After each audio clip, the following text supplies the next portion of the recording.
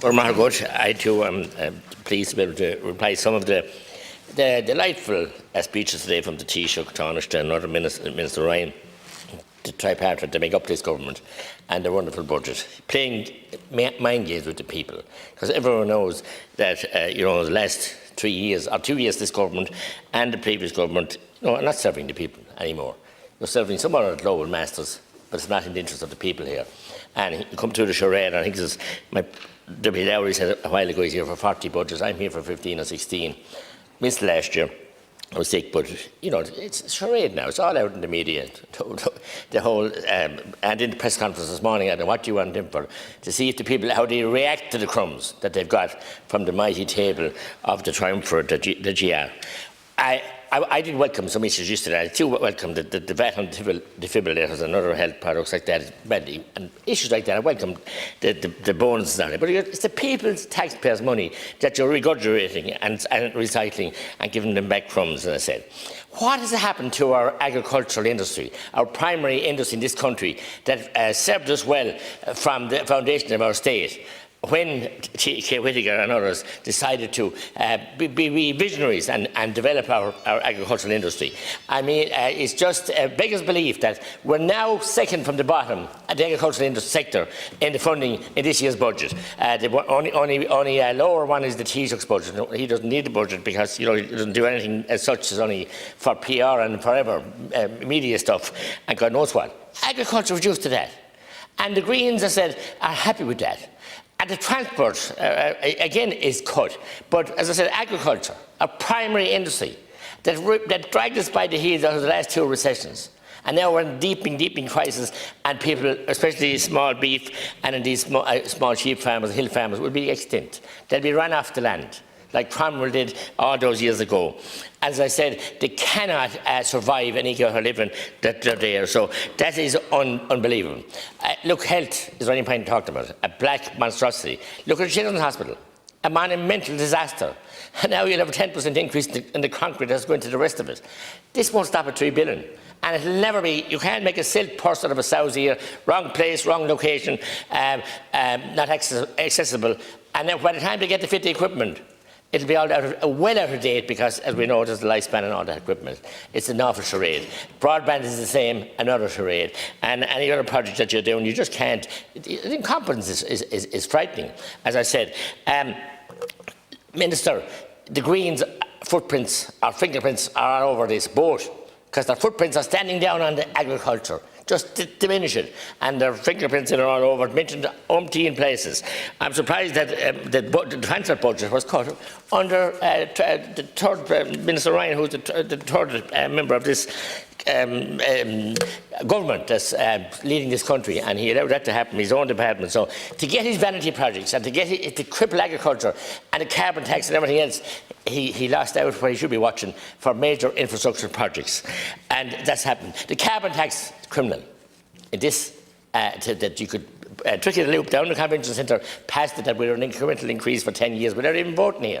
And you had the audacity to put that on this year on hard-pressed taxpayers, on hard-pressed people that have to travel to work and have to put fuel in every machine. When generators are buying now to keep the lights on, they'd have to put fuel in that as well, and it has costed. The farm contractors didn't even get a mention. But the carbon tax is punitive. And we have parties here now voting against the increase when they voted for the 10-year solution that we would have an incremental increase every year. It's farcical, really. As I said, the tourism sector, our hotels, the blow you've given those, the sector that was so badly affected, as a huge part of our. Like, we're not talking about hotels in Dublin, and I did hear someone today suggest that we should have a different tax for Dublin rate, like they have in New York.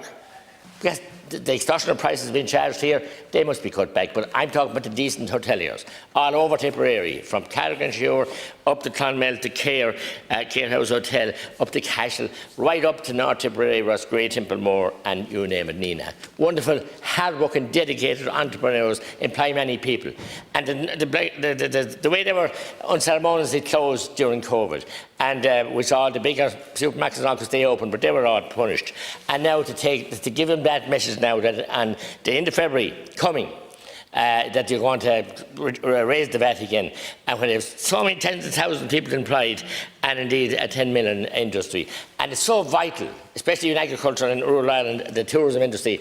People have turned to that in a desperate effort to make their places better and more receptive, but also to put bread and butter on the table.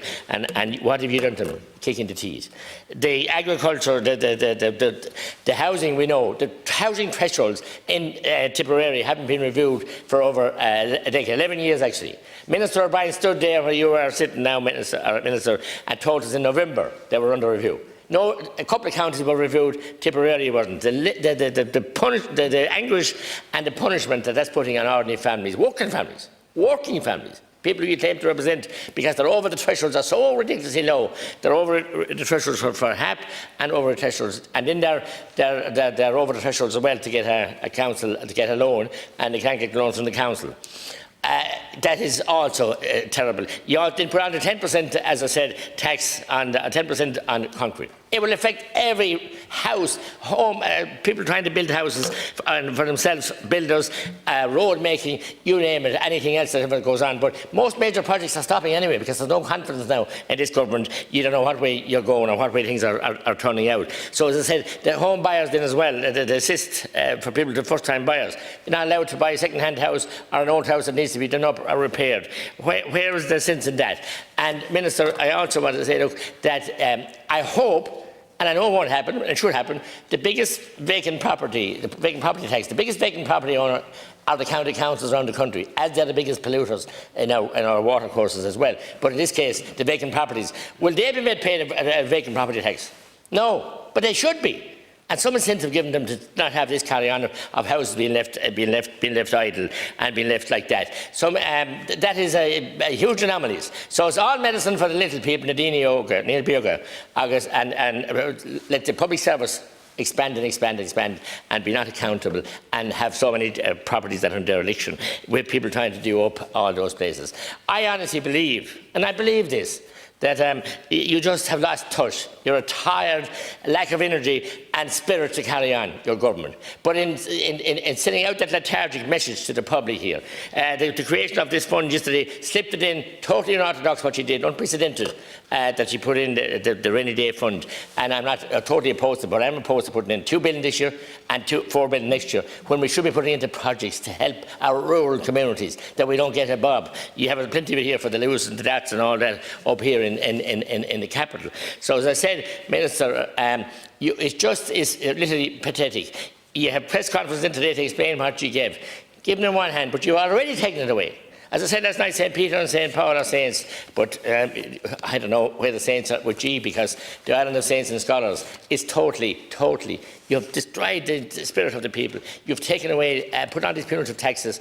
You've given out credits now, instead of tackling the big power companies, the wind energy companies, and have the windfall tax on those people as well. You have toolboxes from the EU which you won't use. You've refused to use them in many areas. You've refused to apply for funding, and you didn't apply for different schemes in the EU. Other countries have shown the way. Portugal have done it. Many other countries have done it. Just reduced the VAT to 5%, 6% and 7%, and you're putting it up here, the exact opposite.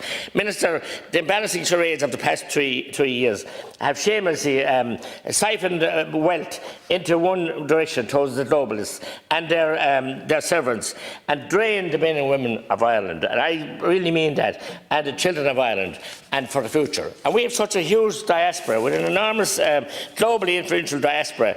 We are the country that could put a stop to this story if your government here would serve the people, encourage the people, and indeed let them live. Let them live, let them work, and let them live, and let them be healthy and be happy. And we should do that, because it's embarrassing to see that we are here now with this insatiable, pretty drastic desire to serve the globalist masters and not serve the public, which our constitution dictates, and which the men who were celebrating 100 years ago fought for this country. But you want to serve the global masters. It's how high, they say jump and you say how high. We saw it during the lockdown. The big conglomerates made a fortune, all small businesses but a stride. But you're wiping small business off the face of the earth.